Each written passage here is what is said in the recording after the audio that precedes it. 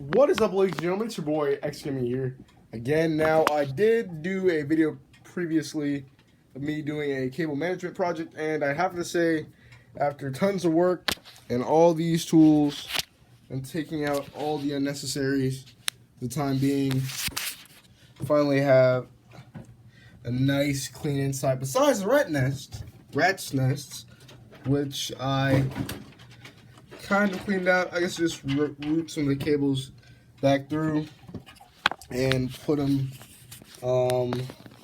right down there. Other than that, leave a thumbs up. I will be continuing this video to show you the aftermath. So take care, ladies and gentlemen. Make sure to subscribe and like. Thanks for all the support. Thanks.